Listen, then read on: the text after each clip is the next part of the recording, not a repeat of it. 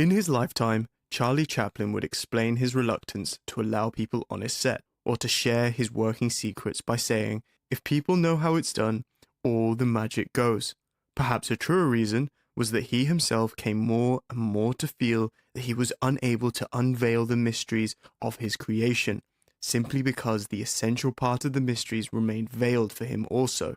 How could he ever explain to himself or to anyone else the seemingly accidental creation of the character that was to become the most universally recognized representation of a human being in the history of art? And that's a quote from David Robinson, who wrote the introduction to Charlie Chaplin's autobiography. And this was the book that I read in preparation for this special episode of Icons. And for those of you who are new here, Icons is a podcast where I dive deep into the process and philosophy behind the works of great artistic masters. But when I usually do just that, I do so by reading the biography of an artist. But it's something else to read an autobiography, especially one as well written as Charlie Chaplin has done so, a man who would, without proper schooling, teach himself a new word a day. And believe me, he made full use of that rich vocabulary.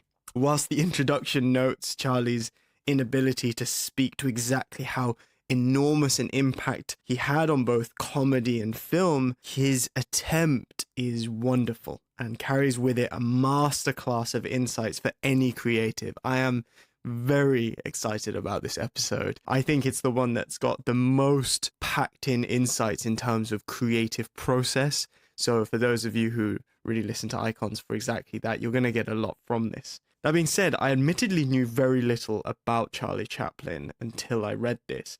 To me, until I read the biography, he was more of a character than he was a man. It was difficult for me to discern the difference of Charlie Chaplin and then this character figure that we've probably all seen, and the image that probably comes to your mind when I say Charlie Chaplin. He's someone I laughed to many times growing up. My mother was a big fan of Charlie Chaplin, and so showed me a lot of his films on DVDs. They may have even been some of the earliest DVDs that I even had as a child. But in reading this autobiography and learning of the man who impacted cinema so greatly, I discovered many surprising things about him. I learned that he was shy, sometimes awkward. He's extremely sentimental. I mean, he vehemently hates goodbyes. He adores the beauty in women, but then he's awfully blasé about marriage. And yet, ultimately, it's what comes to me as unsurprising about someone who may have had this kind of impact that actually has captured me most, and what we'll be kind of getting into most, because he is a man enthralled by his art, and by art in general, to be honest. Someone who has an extremely conscious grasp on creativity and the process it demands of us. The first third of his autobiography recounts his hard childhood, living mostly in workhouses with and without his brother Sidney. His father, a drunk, died at 37, and his mother, despite being a great inspiration to him, having been a stage actor, moved in and out of mental asylums. And I still highly recommend learning about this by reading this wonderful autobiography, but it's from the second third of the book that begins to highlight some of the gold for us to learn from. Starting from the moment he joins Keystone Film Company, the first film production studio that he works with. Charlie Chaplin is hired by Mark Sennett, who was the producer who worked there. And Mark Sennett had actually seen Charlie Chaplin perform on the stage one night in New York at the American Music Hall years earlier. He was drunk at the time, but luckily he remembered Chaplin as this animated figure and said to himself that when he was a big shot one day, he would hire this person immediately and sign him to his company. And so he does exactly that, and thank God he did, because well after having wrapped his first film, Chaplin waited around Sennett's set hoping to be seen, and lo and behold, he did. And biting his cigar, he instructed Chaplin to put comedy makeup on. He says, anything will do, we just need some gags here. And Chaplin recalls this moment in the book. He says, I had no idea what makeup to put on. However, on the way to the wardrobe, I thought I would dress in baggy pants, big shoes, and a cane and a derby hat. I wanted everything to be a contradiction. The pants big, the coats tight, the hat small, and the shoes large. I was undecided whether to look old or young, but remembering Sennett had expected me to be a much older man, I added a small moustache, which, I reasoned, would add age without hiding my expression. I had no idea of the character, but the moment I was dressed, the clothes and the makeup made me feel the person he was. I began to know him, and by the time I walked onto the stage, he was fully born. This, of course, is the origins for the famous outfit that we know Chaplin to have worn in his films, giving him one of the most recognizable silhouettes in artistic history. If we continue from the book, it says, "When I confronted Sennett, I assumed the character and strutted about, swinging my cane and parading before him. Gags and comedy ideas went racing through my mind." And after getting an incredible reaction from Mark Sennett, bodily laughing for everyone on set to hear, Charlie Chaplin explains to Sennett his newly created character. We'll go back to the book here. "You know, this fellow is many-sided. A tramp, a gentleman, a poet, a dreamer, a lonely fellow, always hopeful of romance and adventure. He would have you believe he is a scientist, a musician, a duke, a polo player. However, he is not above picking up cigarette butts or robbing a baby of its candy. And of course, if the occasion warrants it, he will kick a lady in the rear, but only in extreme anger." Sennett continues to laugh and loves it and challenges Chaplin to see what he can do with it. And this character, known as the Tramp, or sometimes the Little Tramp, was extremely successful. And I mean that, of course, both in creating an impact within the studio from the very beginning, but also, as we all know, in birthing a character that will forever change the way of comedy in film. In the book, Chaplin says, "With the clothes on, I felt he was a reality, a living person. In fact, he ignited all sorts of crazy ideas that I would never have dreamt until I was dressed and made up as the Tramp." And after this moment, Chaplin makes a promise to himself.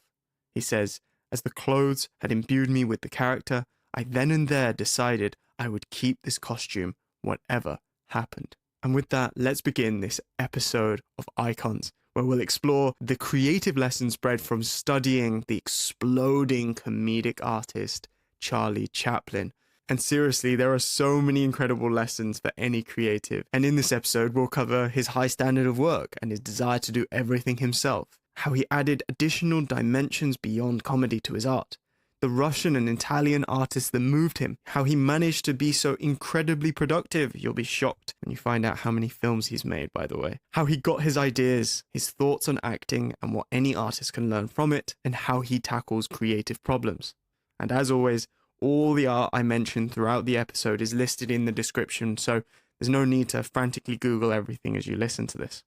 Charlie Chaplin had an extremely high standard of work, by placing story and the need to make audiences laugh as king of every decision.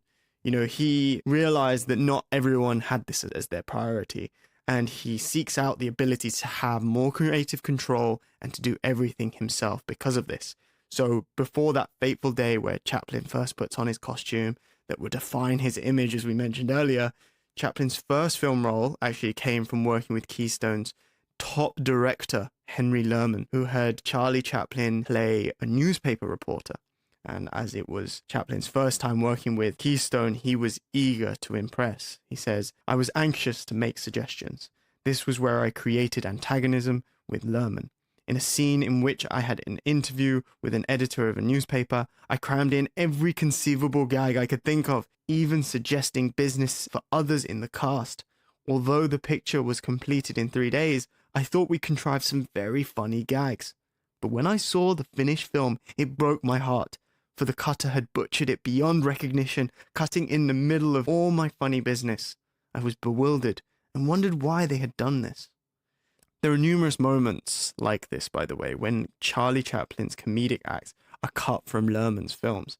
And in response, still wanting his jokes to land in the final cuts of the film, Charlie got creative. He says, "Familiar with the method of cutting films, I would contrive business and gags just for entering and exiting from a scene, knowing that they would have difficulty in cutting them out. You know, he became familiar with these methods, particularly in editing, as he studied and observed all parts of the film creation. He watched the edit, becoming knowledgeable about film roles. He used all of his time to do this, even between films, noting that he had hated inaction. He said, I took every opportunity I could to learn the business. I was in and out of the developing plant and cutting room, watching the cutter piece the films together. And the thing is, whilst this helped inform how he would sneak his comedic ideas in as a performer, you never get the sense, really, that he wanted to just be an actor. And I think by watching the cutting and realizing he can do it for himself, a lot more came to his mind. In another story, Chaplin describes his time working with director Mabel Normand. And Mabel Normand was a young director who just started directing. Yet when Charlie had ideas for how to make the film even funnier, he was constantly shut down. We were on location in the suburbs of Los Angeles, and in one scene, Mabel wanted me to stand with a hose and water down the road so that the villain's car would skid over it. I suggested standing on the hose so that the water can't come out, and when I look down the nozzle, I unconsciously step off the hose and the water squirts in my face. She told me to shut up quickly. We have no time, do as you're told. And whilst the idea he presents is great, it is now what we can see as a very Charlie Chaplin-esque idea. But this inability to add his own ideas frustrated Chaplin, so he relented. He says, "I'm sorry, Miss Normand, I will not do what I'm told. I don't think you are competent to tell me what to do." He actually notes here that he even had to overcome his own attraction for her. He says, "Now she sat by the camera bewildered. Nobody had ever spoken to her so directly before. I was also susceptible to her charm and beauty and secretly had a soft spot in my heart for her. But this was my work." Which might seem silly, by the way, but considering how much Charlie Chaplin throughout the book would fall constantly for beauty throughout his life, this was actually a very big deal and also highlights the importance of his work to him. Of course, after this, Mark Sennett, the producer, comes running to Chaplin's dressing room, where the two of them have an argument regarding Chaplin's ability to cooperate, Chaplin relenting that the story required gagging up, as he says. The argument then continues to the next morning, but in a slightly different tone, because Charlie suggests that he is attempting to be cooperative, but that Sennett might find that he'll have better success if he were to let Chaplin direct himself. And Sennett says to this, "Who's going to pay for the film if we can't release it?" And I'm reading from the book now. "I will," I answered. "I'll deposit $1,500 in any bank, and if you can't release the picture, you can keep the money." Mac thought for a moment. "Have you a story?" "Of course, as many as you want." "All right, finish the picture with Mabel, then we'll see." We shook hands in the most friendly manner. Later, I went to Mabel and apologized, and that evening, Sennett took the both of us out to dinner. The next day, Mabel could not have been sweeter. She even came to me for suggestions and ideas. And whilst there could be a lesson here about finding compromise and collaborating well, I believe the real unique lesson here is Charlie believed in his own ability so much so that he was willing to financially back himself. And for the entrepreneurial creative listening, someone who's eager to work for themselves, but finding themselves stuck, working for someone else's vision, you must at some point wonder, if you are willing to back someone else's work so much, but not yourself, why is that? And in regards to the cutting of Chaplin's jokes, Chaplin actually writes in his book, Henry Lerman confessed years later that he had deliberately done it because, as he put it, he thought I knew too much.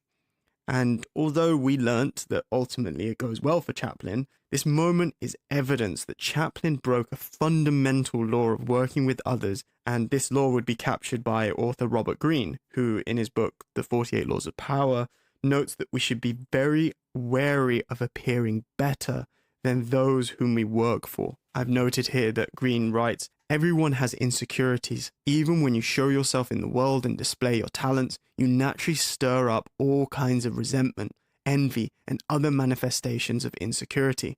And with all those above you, outshining the master is perhaps the worst mistake of all. What you run the risk of here by outshining the master, as Robert Greene articulates, is having a very powerful enemy, someone who by their seniority can act against you or even blackball you out of spite. And if you retaliate, usually due to their higher positions, they're likely to have way more leverage than you. So your word will have very little power when pitted against theirs. And so an insight for us is to assume that we're not Chaplin and to take note of those above us who display any qualities of insecurity, because no matter how much they may have you in their favor, you always run the risk of being out of favor with them in a big way. But to be fair, if your talents are being stifled and you can't stand it, an even better way of avoiding this entirely is to assume creative control of your work, as Chaplin did. Throughout his career, Charlie Chaplin holds a high standard to his work, often getting frustrated that he could perform something better than the actors that he was witnessing. He would actually go on to direct the actors for every moment, which is stressed in the book, but also seen in a short, wonderful 30-minute feature he made called How to Make Movies, which I highly recommend you watch. You know, even for the female characters, he felt that he could do them better. And so he would just go ahead and act on their behalf, show them how to do that, and that's what they would perform. It's a really fascinating process, very dictatorial, but it comes out with great prevail. And here's the thing, Chaplin's control over the creative process even extends to the music, as he composed all of the music to his final full-length feature films. In fact, I recommend just going on your streaming service, typing in Charlie Chaplin, and just allowing yourself to be immersed in the mood of some of the works that he created. They are great standalone soundtracks, let alone the fact that they perfectly match the mood of the feelings he was trying to produce in his films. And to really hone in on this creative control, he says, "Thereafter, I had stipulated in every contract that there should be no mutilating, extending, or interfering with my finished work." He really made sure that his creative control had legal strength too. And here's the thing, rarely can we say that a film director did everything in a film. In fact, we're often a little grossed out, right? If we believe a director believes that they can do everything themselves, knowing that there was lots of collaborative talent that's obviously required to make a film. And Christopher Nolan, the director, actually said most recently in his humble first Golden Globe win acceptance speech for Best Director that I can only accept this on behalf of others. As directors, we bring people together and we try and get them to give their best. But here's the thing.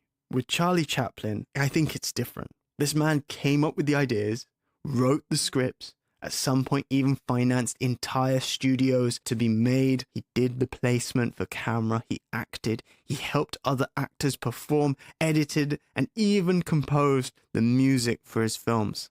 So creative control was very much utilized there, and you can see the singular vision of Chaplin's work executed in every single one of his films. And so here's the thing, with this creative control, Chaplin took what people already knew of silent comedy films and began to experiment by adding new layers.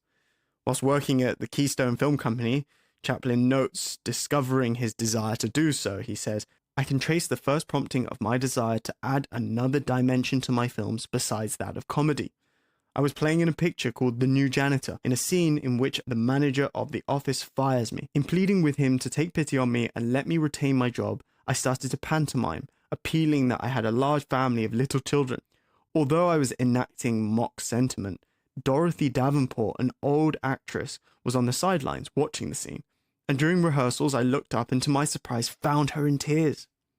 'I know it's supposed to be funny,' she said, 'but you just make me weep.' She confirmed something I'd already felt. I had the ability to evoke tears as well as laughter." And a side note here is actually when he talks of pantomiming to appeal to emotions, his ability to enact exaggerated expressions needed to convey how he felt in silent films was second to none. Other filmmakers who love Chaplin's work would go to say that the reason his work is so good is because they didn't even need sound. It's not that they were silent because of the constriction of technology. In fact, there was a time period where films were starting to have sound, but Chaplin continued to make in silent because he didn't need the sound. Every emotion was felt through the screen. You could watch the films with the sound turned off without even the music and know exactly what's going on. This kind of ability to convey inner emotions so well reminds me of Leonardo da Vinci from the last episode, in episode 4, where he would even examine deaf people in being able to determine what the outer movements that conveyed in emotions so well was. And the thing is, when we were watching a Charlie Chaplin film together in preparation for this, my girlfriend even noted that even though it's silent, so much is being said. The actions, particularly from Charlie's character, are subtle but loud. And we'll speak more about the qualities that Charlie thinks are essential for an actor later on. But for the time being, this ability that Charlie had to add tear-inducing acts to his comedies is true.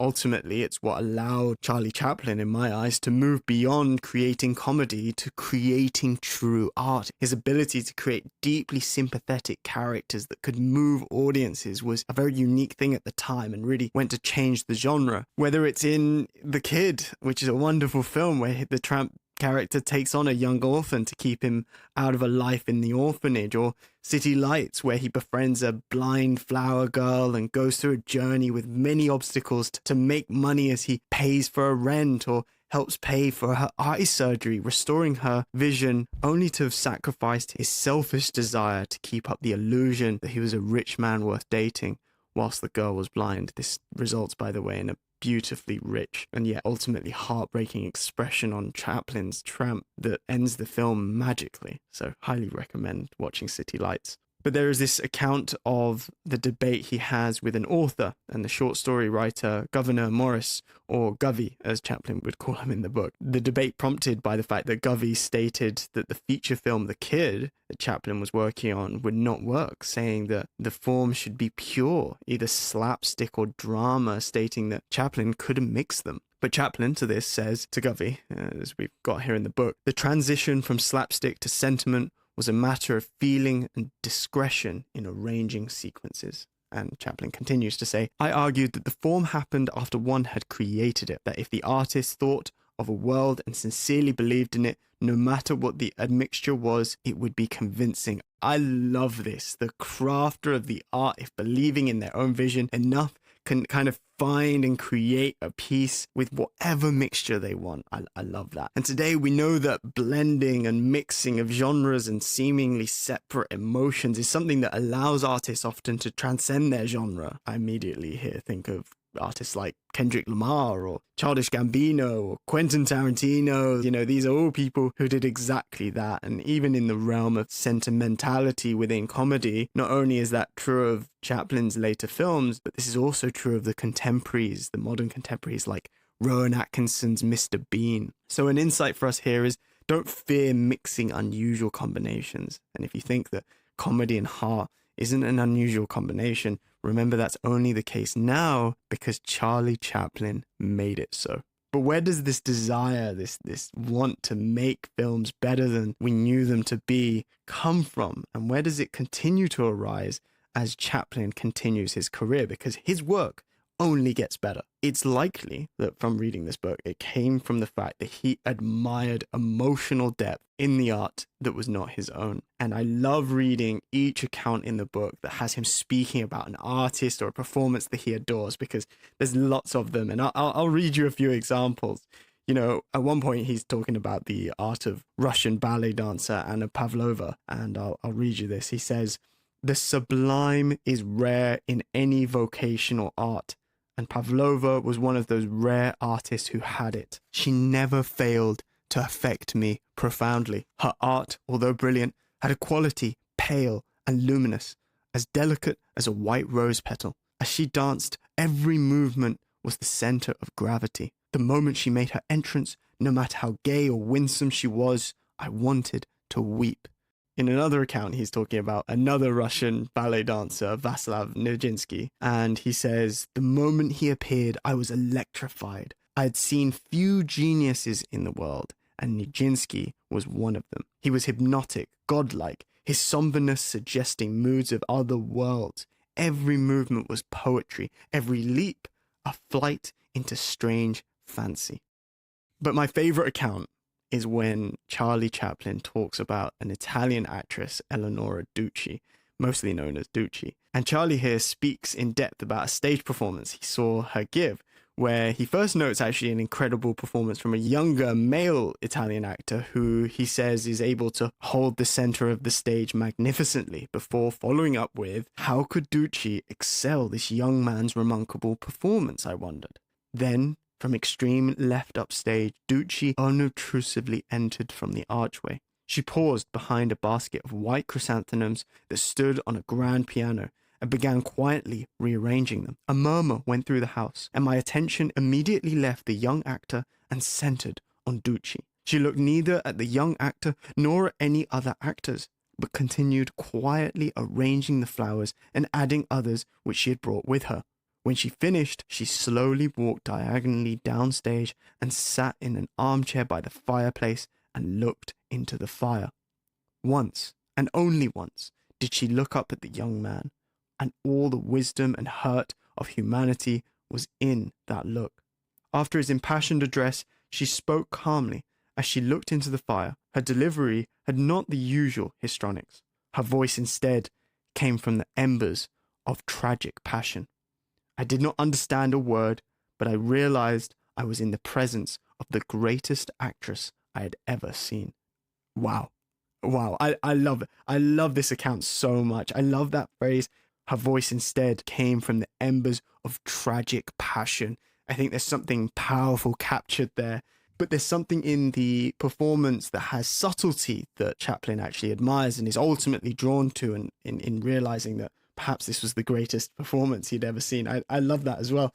But it reminds me of Meryl Streep, actually, who, known for her powerful, dominating roles, when preparing for the role as the fashion magazine head Miranda Priestley in the film Devil Wears Prada, she decided instead to make the creative choice of giving the powerful woman a soft and quiet voice. And she says she takes this mostly from Clint Eastwood, who's someone who, despite being extremely intimidating to a lot of people, actually when directing speaks very quietly. I've heard Tom Hanks also speak to this as well, where he would direct people not by saying action, but rather just saying, please begin, or do continue, or something soft and gentle. But Meryl Streep actually says about this that the less people raise their voice, the more people have to lean in. And I can easily contrast this because there's like a need instead to lean back when you feel someone's attempting to dominate your space. There's a natural inclination we all have when it comes to power. We think that it comes from the strength to speak up and, to command a room with a bellowing echo. But the problem is this voice runs the risk of being predictable, even annoying. But the quiet voice, despite having its own problems,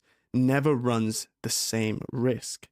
Robert Greene, actually, in the 48 Laws of Power, would write, the more you say, the more common you appear, and the less in control.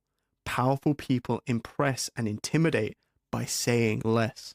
So it is true, therefore, that a power can be found in the quieter, more composed performances. And I think immediately of the opposing characters of Vincent Hanna and Neil Macaulay, played by Al Pacino and Robert De Niro, respectively, in one of my favorite films, probably the best action film of all time, Heat, directed by Michael Mann. And here's the thing, Al Pacino gives an incredibly memorable performance, shouting and demanding attention. But I think De Niro takes the edge during the film by giving a career peak performance. He has this relaxed tone with it the entire time. It carries with it a kind of subtle sadness despite the apparent confidence he has in his beliefs. He quietly pontificates throughout the story. The thing is, this actually manages to perfectly reflect the conflict at the heart of the film, of whether a dogged pursuit of a craft can be had alongside a normal person's life. But Charlie Chaplin would say, in acting, I like subtlety and restraint. So no wonder, despite not understanding the words being said, Chaplin felt a deep and powerful presence from Eleonora Dulci's voice. And the insight here for us, of course, is to fill your days with art. Allow yourself to be at awe, then reflect on what quality in the art you love moves you, then use that, just like Chaplin did. And my God, did he move his inspiration into productivity. A fun fact, Charlie Chaplin directed 72 pictures during his career. This is not a Leonardo da Vinci type of artist who gave himself time to explore his curiosities across different disciplines. Charlie Chaplin made films, and he made a lot of them. It's worth noting that when you hear 72 pictures, by the way, you may think of them all as full 2-hour feature-length films, but the original films he was producing were 1 or 2 reels of film, as he mentioned, so a reel being able to hold up to 11 minutes of footage or so. But that being said, in order to make 72 pictures, he obviously had to have a lot of ideas. And before we get to how he got his ideas, let's first explore how he utilized them. Charlie talks in the book about the very moment he began directing his own films and how he immediately noticed creative opportunities to be exploited. He says here, there was a lot Keystone taught me, and I taught Keystone a lot. In those days, they knew little about technique, stagecraft, or movement, which I brought to them from the theatre. They also knew little about natural pantomime. In blocking a scene, a director would have 3 or 4 actors blatantly standing in a straight line facing the camera, and with the broadest gestures, one would pantomime, "I want to marry your daughter," by pointing to himself,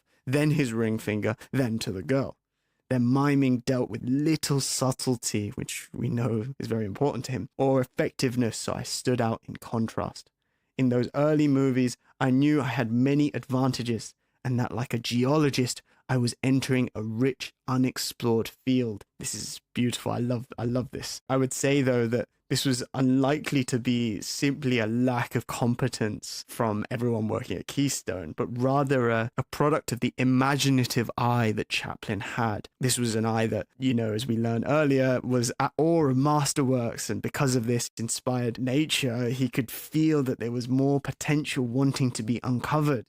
Throughout the autobiography, despite there being mention of financial success from the films time to time, Charlie never makes the business of filmmaking feel like a business. In his eyes, he was always making the best possible art.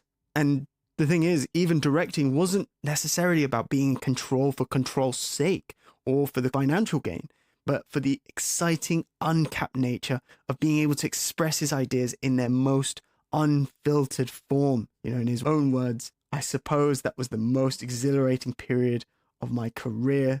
I was on the threshold of something wonderful." And here's the thing, that the anxieties that Charlie might have experienced by being a first-time director were immediately soothed by a process that Chaplin notes Keystone had laid out for him. Chaplin actually thanks Mark Sennett in the book, who said to him on his first day at the studio, "We have no scenario. We get an idea, then we follow the natural sequence of events." And so, whilst working at Keystone, creatively, Charlie Chaplin had all these very simple starts, either in one gag that would inspire the making of an entire plot, or the time that actually he had a set built of a cafe. He actually notes that although I hadn't a story, I ordered the crew to build an ornate cafe set. When I was lost for a gag or an idea, a cafe would always supply one. I love that. And actually, sometimes even a title was just enough. He comes up with this title, His Night Out, and he says this would be about a drunk in pursuit of pleasure. And this was enough to start with. And about this early time, the process of working at Keystone, Chaplin actually says here, "Creating this way made films exciting. In the theatre, I'd been confined to a rigid, non-deviating routine of repeating the same thing night after night. Once stage business had been tried out and set, one rarely attempted to invent new business. The only motivating thing about acting in the theatre was a good performance or a bad one. But films were freer.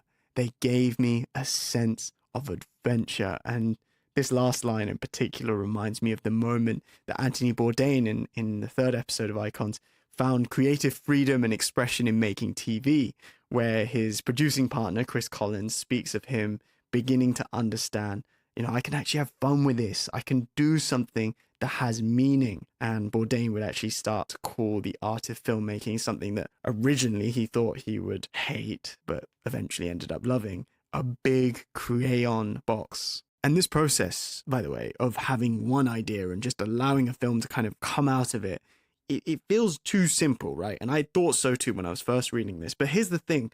Chaplin, despite having a few occasional challenges to it, actually kept this way of allowing little prompts to be the catalysts of grandeur, to stay with him throughout his entire career, and is even the creative approach responsible for some of his best work.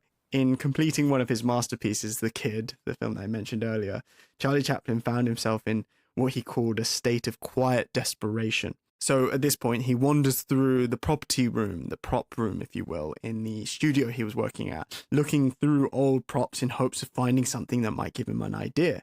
And there were remnants of, old sets, a jail door is mentioned at one point, a piano he plays with for a while, but then he catches his eye on a set of golf clubs, old golf clubs, and he says, "That's it. The tramp plays golf. The Idle Class." He immediately comes with the title, and the next film was The Idle Class, which captures one of Charlie Chaplin's most brilliant and inventive plots, by the way, where the tramp indulges in all the pleasures of the rich. And I think the insight for us here from all of this is that whilst we're speaking on the back of the perfectionist that was the Leonardo da Vinci episode I just covered, who died next to his unfinished painting, so really was a true perfectionist that constantly came back to his work, Chaplin teaches us a different lesson. He teaches us to not allow the need for things to be perfectly mapped out to get in the way of us creating. Instead, we should start as Chaplin did, with a simple idea or a prompt. Then just see what could come of that idea by exploring, by doing. But remember, if this process meant that all he needed was an idea to start, then how exactly did Chaplin get all these ideas? Well, that's something that I had on my mind, and luckily Chaplin speaks directly to this in the book, and he does so beautifully. He talks about his main method of getting ideas, and he says he wills them. He says in the book, "I've discovered that ideas come through an intense desire for them. Continually desiring, the mind becomes a watchtower on the lookout for incidents that may excite the imagination. Music, a sunset, may give image to an idea. I would say, pick a subject that will stimulate you. Elaborate it and involve it. Then, if you can't develop it further, discard it. Pick another. Elimination from accumulation is the process of finding what you want." And I love this. I highlighted it and underlined it. It was very important to me. This line, elimination from accumulation is the process of finding what you want. In a sense, it still captures what Leonardo da Vinci was all about, which was about exploration, but it's this idea of quickly eliminating those that don't work. And on a meta career level, if you will, I think it begs of us to explore as many artistic avenues as possible in order to whittle them down to our eventual choice, similar to how Anthony Bourdain in episode 3 would refrain from labeling himself to stay open to new possibilities. You know, he says at one point that he doesn't want to work in TV. He would actually need to be shot if he did so. But, you know, he never says that I'm only an author, I'm only a writer, I'm only a chef. He instead just allows himself to pick up new labels, if you will. But back to Chaplin, he says, how does one get ideas? By sheer perseverance to the point of madness. One must have the capacity to suffer anguish and sustain enthusiasm over a long period of time. Perhaps it's easier for some people than others, but I doubt it. And I love this honest perspective on idea generation. I actually think of my childhood friend who constantly has ideas. Every time I talk to him, he has a new idea. And I recently was lucky enough to ask him and have him share with me how he does this exactly. How does he keep having new ideas? But he deploys a similar strategy of willing them, just like Chaplin does, but he does so just before going to bed. How he does this is that he would will new ideas by giving himself a large question and allowing his mind to freely explore. And done before bed, it kind of moves away from this notion that it has to have a productive outcome, giving you the most freedom to really explore. He'd actually ask of me one day, tonight before you go to sleep, forget everything you worked on and just ask yourself, if I had to make a main character to a musical, what would they look like? And of course, if you're planning on doing this sort of thing, it can help to have a notebook by your bed as to not lose any of these musings as you sleep. But I've also noted here that sometimes Charlie Chaplin has an idea, but then waits for the right opportunity to repurpose it later. As far back as 1916, I had many ideas for feature pictures. One was a trip to the moon, a comic spectacle showing Olympic Games there and the possibility of playing about with the laws of gravity. I wish we got to see this film. He says, it would have been a satire on progress. I thought of a feeding machine and also a radioelectric hat that would register one's thoughts and the trouble I could get into when I put it on my head and am introduced to the moon man's sexy wife. And he says, the feeding machine I would eventually use in modern times. And not only does he use it, it actually becomes one of the most iconic imagery from modern times. And I'm so glad that he placed it in there. It's an excellent sequence as well. But what became clear to me from encountering it time and time again throughout the book is that although Charlie Chaplin is willing ideas, as he mentioned, what he would also do is that he would look at everything he encountered through the lens of creating. He does kind of speak to this earlier when he says about becoming a watchtower for ideas, but He really does look at everything through the lens of creating. He befriends at one point the great actor and producer of the silent era, Douglas Fairbanks, who, according to Chaplin, was the first film star to live in Beverly Hills. And Chaplin actually spent a lot of weekends there with Douglas. But it's in the description and retelling of Douglas's larger-than-life personality that Chaplin lets slip a gem about his own creative process. He says here, Douglas was creative and did things in a big way. He built a 10-acre set for Robin Hood, a castle with enormous ramparts and drawbridges, far bigger than any castle that ever existed. With great pride, Douglas showed me the huge drawbridge. Magnificent, I said. What a wonderful opening for one of my comedies. The drawbridge comes down, and I put out the cat and take in the milk. I love this, and this moment acknowledges that Charlie Chaplin really looked at everything through the lens of creating. He can't even help but see his own films in other people's sets. And throughout the book, there are several moments, as I said, like this. And one great one is when Chaplin is recounting the many illustrious visitors that came to his studio while he was working at Mutual, which was the third studio he worked with. One of which being Ignacy Jan Paderewski, a man who became the Prime Minister of Poland in 1919, but when Charlie Chaplin met him, he was but a pianist. Paderewski had great charm, but there was something bourgeois about him, an overemphasis on dignity. He was impressive, with his long hair, severe slanting moustache, and the small tuft of hair under his lower lip, which I thought revealed some form of mystic vanity. At his recitals, with the house lights lowered and the atmosphere somber and awesome, when he was about to sit on a piano stool, I always felt someone should pull it from under him. I love this. I love this idea that he's sat at a grand recital that has all this, dignity and pride filling the atmosphere, and yet Chaplin's laughing to himself thinking that the chair should be pulled from under him. And in fact, there's an excellent sequence of chairs being pulled under each other in the ballroom in City Lights, which is a film that came out 13 or 14 years after he started attending these recitals. So, you can see here where, again, there's an implementation of ideas he's having just witnessing sequences in day-to-day life. And as I've noted now, with the majority of these icons across the podcast, probably one of the most important insights for us is to look at everything through the lens of creation. For me, I've noted the power of exactly this phenomena since I've started this podcast, because it's hard not to hold this kind of meta-awareness of my podcast whilst having experiences. It's what helps me to make so many connections to seemingly unrelated art forms in each episode. It comes from encountering ideas whilst maintaining the lens usually set by the artist I'm covering. But speaking of holding his art at the top of his mind, there is a story that comes out of the time Charlie Chaplin first meets Edna Purviance, someone who would go on to work with Chaplin for over 37 years, that I want to tell because it both shows that Chaplin never stops thinking about his art, but more interestingly, it perfectly highlights a quality Chaplin values highly in comedic actors and in himself. There is this evening party that both Edna and Charlie attend. At the party, Chaplin starts bragging that he has hypnotic powers and that within 60 seconds he could hypnotize anyone in the room. And I will read straight from the book here. It says, I was so convincing that most of the company believed me, but Edna did not. She laughed. What nonsense. No one could hypnotize me.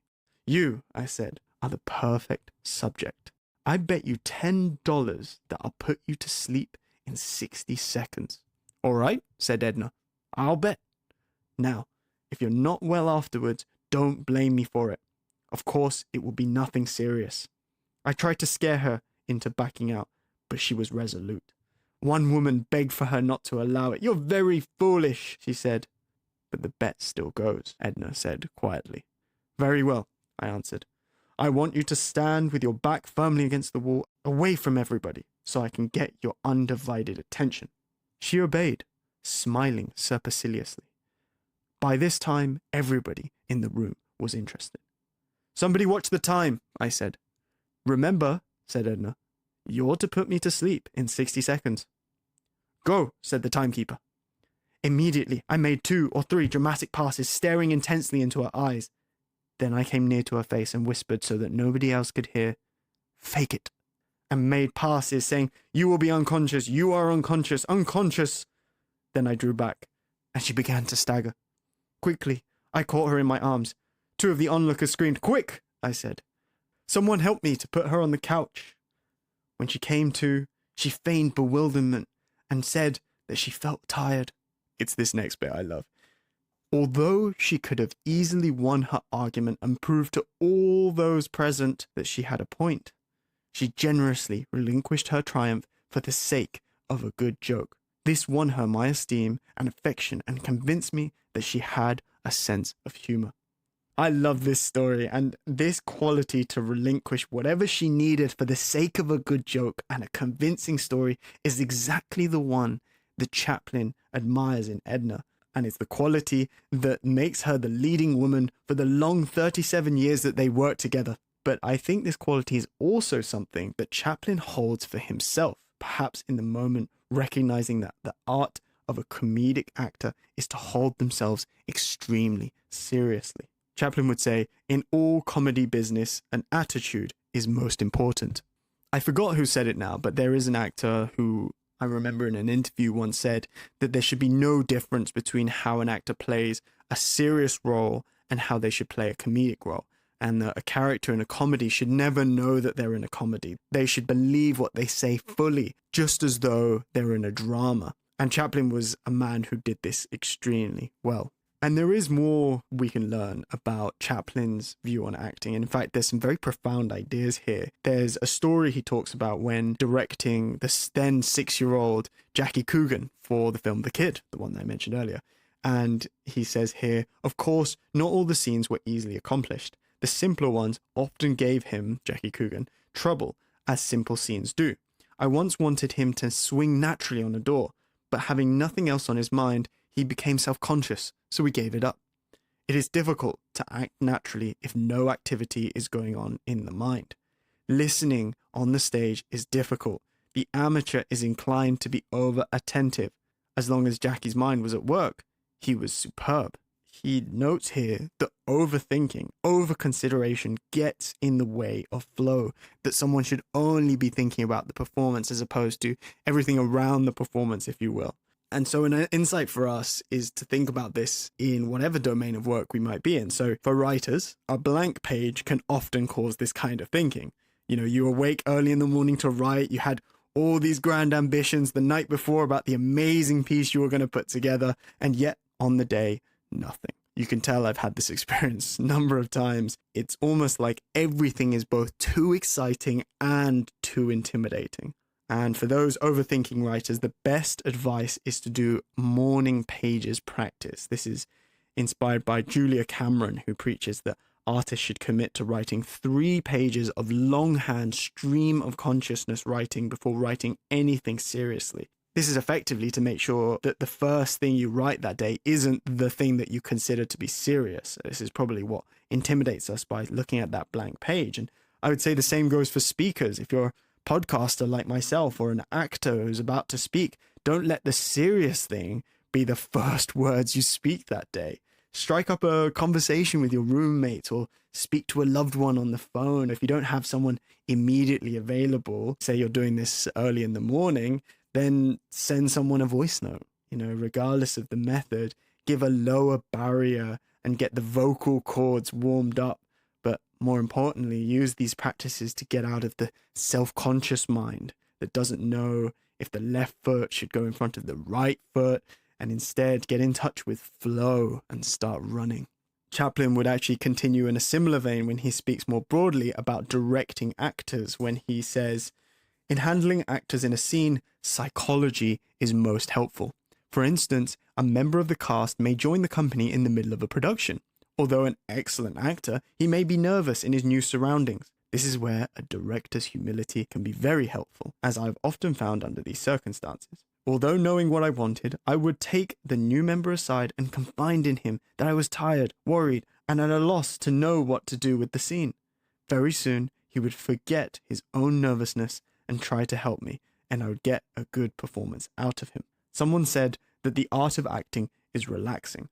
Of course, this basic principle can be applied to all the arts, but an actor especially must have the restraint and inner containment. No matter how frenzied the scene, the technician within the actor should be calm and relaxing, editing and guiding the rise and fall of his emotions.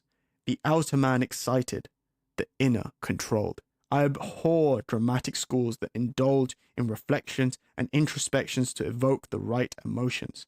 The mere fact that a student must be mentally operated upon is sufficient proof that he should give up on acting. And this actually reminds me of a wonderful roundtable discussion that includes the likes of Robert De Niro, Tom Hanks, Jamie Foxx, and Adam Driver, who makes this point that an actor doesn't need to feel it. We often think that the best actors are those that can really feel the emotion the best, but actually it's not about feeling the emotion as it is about being able to telegraph the emotion for the audience to feel, and that the actor feeling emotions but not being able to project them is almost wasted energy. So instead, Chaplin advises us to be relaxed as artists and often focuses entirely on what he calls orientation. He says, no matter how great his gifts, he must have the skill to make them effective. I have found that orientation is the most important means of achieving this. That is, knowing where you are and knowing what you're doing at every moment you're on the stage. Walking into a scene, one must have the authority of knowing where to stop, when to turn, where to stand, when and where to sit, whether to talk directly to a character or indirectly. And this kind of level of preparation is something that reminds me of the director Zack Snyder, who is someone who demonstrates the importance of knowing how to do something before attempting it, in refining and solidifying his vision, if you will. Zack Snyder actually draws himself all of these incredible storyboards in the form of shots, like drawings from the camera's perspective before each film. And this actually does two things. It helps give the VFX supervisors who work on his films in particular great reference to the overall image framing to work within, but it also gives him the confidence to turn up to set every single day knowing exactly the shots that he wants. Hayao Miyazaki, who we covered in the second episode of Icons, does a similar thing of orienting himself within his art with his watercolor paintings that he does before making any film, which helps him to establish and capture a mood, marking this thematic beat in a visual sense so that he can play within those constraints. So I recommend we as artists do the same. The insight for us here is to relax, but to do so on the back of having orientated ourselves, to become familiar with the tools that we plan to use, sketch out a rough plan, and draw the lines that you can then paint over. As Dwight D. Eisenhower said it best, plans are worthless, but planning is everything. A very tangible moment of required relaxation for Chaplin is in whenever he finds himself stumped by a creative problem. To this, he would say, sometimes a story would present a problem and I would have difficulty in solving it. At this juncture, I would lay off work and try to think, striding up and down my dressing room in torment or sitting for hours at the back of a set struggling with the problem. The mere sight of the management or actors gaping at me was embarrassing, especially as Mutual was paying the cost of the production, and Mr. Caulfield, who was a producer there, was there to see that things kept moving. Sometimes the solution came at the end of the day, when I was in a state of despair, having thought of everything and discarded it. Then the solution would suddenly reveal itself, as if the layer of dust had been swept off a marble floor. There it was, the beautiful mosaic I'd been looking for. Tension was gone. The studio was set in motion. And before I tell you exactly the line I love in this, it reminds me of Don Draper, the character in Mad Men, where he advises Peggy Olson, his kind of understudy, if you will, on how to get a great idea. He says, Peggy, just think about it deeply. Then forget it. And an idea will jump in your face. But the line I love from Chaplin's quote is, tension was gone. Because perhaps he was talking about the tension between him and those on set that were depending on him to have an idea, but perhaps he's also alluding to the tension in yourself to see a creative problem through. Every creative likely knows this because an open loop is created whenever you start something, and it always demands closing. It's something you have to simply accept as part of the creative process. And this release of that tension can come in some of the most random moments, usually when close to rest, on a walk, in the shower, or even as you settle into bed. But usually it comes from some kind of acceptance. Although new ideas might have been willed, according to Chaplin, creative solutions require a kind of letting go. This is something that musician Brian Eno captures wonderfully in terms of control and surrender. As he says in an interview with The Guardian, control and surrender have to be kept in balance. That's what surfers do. Take control of the situation, then be carried, then take control. I want to rethink surrender as an active verb. It's not just you being an escapist, it's an active choice. And so, much like Don advises to Peggy on how to handle a creative problem, it seems that surfers handle the evolving nature of waves in a similar manner. After Charlie wraps his contracts with his first two studios, Keystone Films and S&A, he returned to New York from his place on Santa Monica, where he learned of the contract his brother managed to secure for him, working at Mutual for $670,000 a year, which adjusted to inflation would make it nearly $19 million a year, making him one of the highest paid people in the world. This news was so big, by the way, that the signing of the contract was even flashed on Times Square that night, which Charlie stood witness in. Let's be honest, this is not bad for a child who grew up mostly living in workhouses, basically parentless and hiding from rent collectors.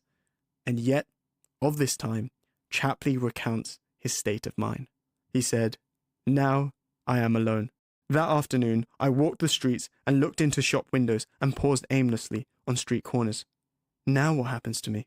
Here I was at the apogee of my career, all dressed up and no place to go. How does one get to know people, interesting people?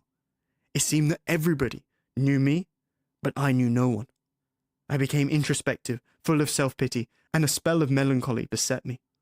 I remember a successful Keystone comedian once saying, 'Now that we've arrived, Charlie, what's it all about?' 'Arrived where?' I answered. In preparation for this podcast, I rewatched a lot of Chaplin's films, even watching videos he made that didn't go out to being shown in theaters. So if you're curious as to what I think is the best piece of art Charlie Chaplin ever made, I've made a free downloadable PDF available in the link in the podcast show notes where I talk about the piece and dissect it. Also, for more icons, you can actually follow icons on Twitter and on LinkedIn, both links in the description, to learn, in fact, from artists that I don't cover on the podcast. And with that, I've been Justin Campbell-Platt. This is Icons. Thank you for listening.